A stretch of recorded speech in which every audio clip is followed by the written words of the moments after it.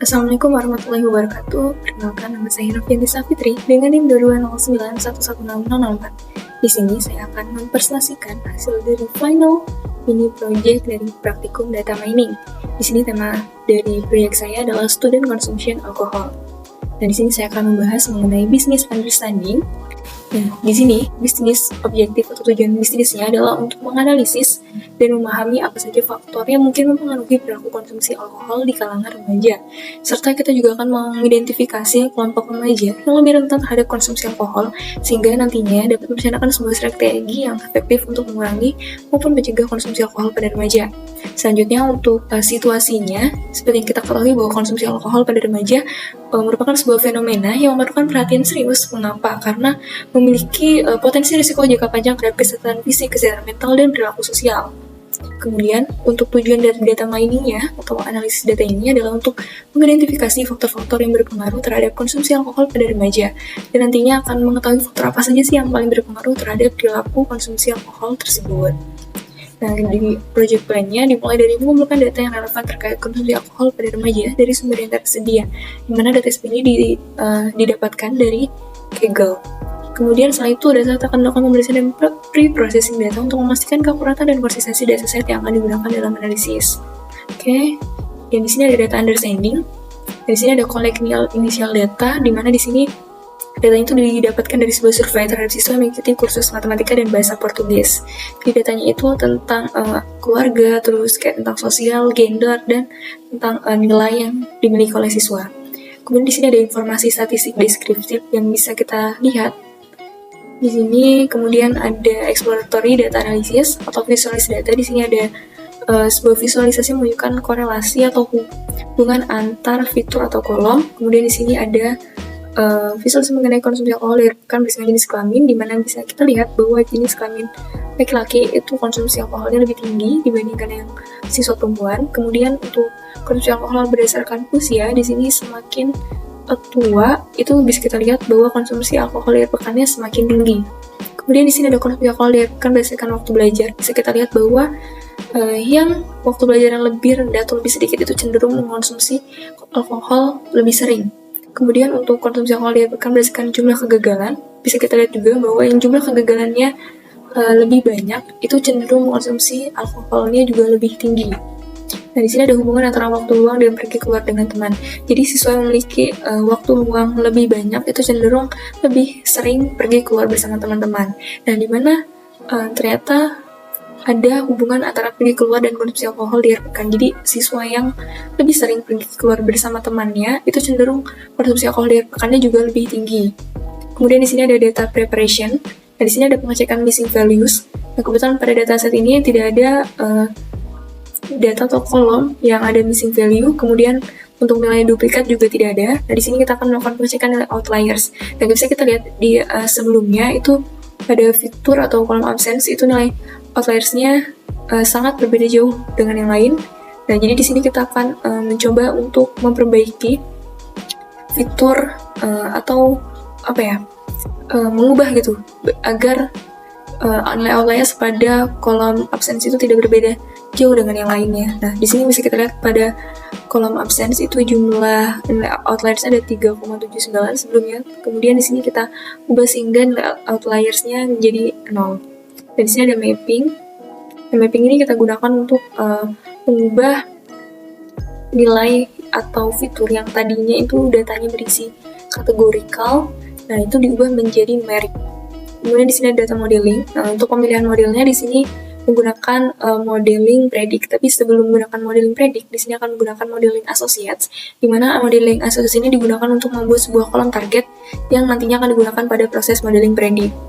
Nah, di sini proses modeling predict, ada adjustment, kemudian ada normalisasi data, dan di sini ada elbow method yang digunakan untuk mengetahui berapa nomor dari cluster. Nah, di sini yang digunakan adalah 4. Nah, ini hasil dari modeling associates. Nah, di sini kolom target yang digunakan adalah Cummins cluster. Nah, kemudian di sini lanjut untuk modeling predictnya. Di sini ada submit data. Kemudian di sini ada melakukan normalisasi data. Nah, di sini ada tahap terakhir yaitu evaluasi. Nah, ini kita bisa lihat untuk modeling predict itu ada 3 algoritma, itu ada GNB, KNN, dan decision tree. Nah, jadi di ini ada kayak visualisasi diagonal gitu, di mana setiap diagonal tuh mewakili jumlah prediksi yang benar oleh model kelas yang sesuai. Di sini yang paling banyak benarnya itu bisa kita lihat itu di GNB. Kemudian untuk classification report, nah ini kita bisa lihat akurasi dari setiap algoritma. Ini juga ada visualisasi atau untuk melihat seberapa baik sih model membedakan antara kelas positif dan kelas negatifnya. Nah, ini juga ada visualisasi untuk cross validation score. Ini ada volt 1 sampai volt 5 yang menunjukkan lipatan data yang digunakan dalam validasi silang.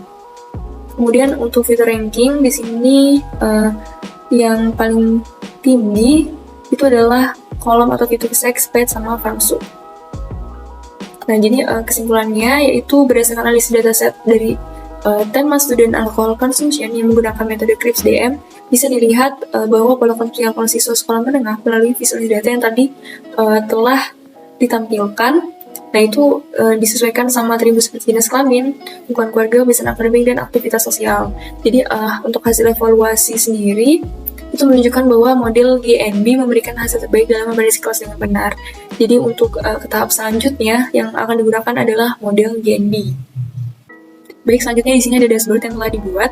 Nah, ini ada student alcohol consumption. Ada sedikit deskripsinya tentang data storytelling, di mana konsumsi alkohol pada remaja itu salah satu masalah serius yang memiliki perhatian lebih, karena dampaknya tidak hanya pada kesehatan fisik, tapi juga bisa berdampak pada kesejahteraan mental dan perilaku sosial pada remaja. Ini kita juga bisa melihat adanya hubungan antara usia dan konsumsi alkohol. Mungkin yang telah tadi juga sempat dibahas, bahwa semakin tua itu cenderung lebih tinggi konsumsi alkoholnya. Kemudian di sini ada perbedaan gender dalam konsumsi alkohol, di mana untuk laki-laki konsumsi alkohol itu lebih tinggi. Kemudian ada hubungan antara tingkat kegagalan dan konsumsi alkohol. Nah, jadi semakin tinggi tingkat kegagalannya, maka konsumsi alkoholnya juga semakin tinggi. Oke, kemudian di sini ada data visualisasi. Nah, ini kita bisa lihat di sini ada distribusi datanya. Dan kita bisa lihat untuk kolom age atau umur itu paling banyak adalah di sekitar umur 16. Dan kita bisa cek juga untuk travel time. Nah, ini ternyata yang paling sering itu skala 1. Kemudian kita juga bisa cek nih di go out atau frekuensi pergi keluar. Nah, itu diantara 3 ya. Skala 3 yang paling banyak. Kemudian untuk konsumsi alkohol di akhir pekan, ini menunjukkan frekuensi yang paling banyak adalah 1, skala 1. Kemudian untuk relasinya, nah ini kita bisa lihat untuk matrik korelasi antar fitur numerik. Nah, jadi di sini kita bisa melihat hubungan linear antar variabel-variabel numerik. Jadi korelasi itu berdasarkan antara -1 sampai 1. Kalau misalnya dia menunjukkan atau hampir mendekati 1, maka dia korelasi yang positif. Sedangkan kalau -1 atau nilainya adalah 0, maka dia menunjukkan korelasi yang negatif. Kalau 0 berarti dia tidak ada hubungan atau tidak ada korelasinya. Kemudian ini ada composition, dan kita bisa lihat komposisi berdasarkan konsumsi alkohol di akhir pekan. Jadi semakin gelap warnanya, maka angkanya itu lebih tinggi. Nah, jadi semakin terang nilainya itu semakin rendah. Terus ada comparison, di sini ada perbandingan konsumsi alkohol di hari kerja dan akhir pekan berdasarkan usia. Nah, jadi kita bisa lihat ada perbandingan rata-rata dari tingkat konsumsi alkohol di hari kerja dan di akhir pekan. Dan kita bisa lihat nih yang di akhir pekan itu cenderung lebih tinggi dibandingkan konsumsi alkohol di hari kerja. Oke, kemudian kita bisa coba untuk melakukan prediksi.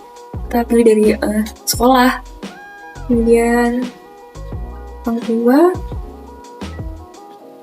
ini kita coba untuk nomor 2,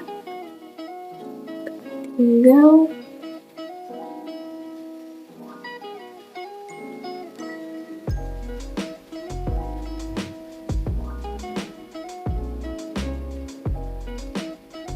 oke, kita coba prediksi. Nah, ini prediksi klasernya adalah 4. Oke, kemudian kita coba lagi.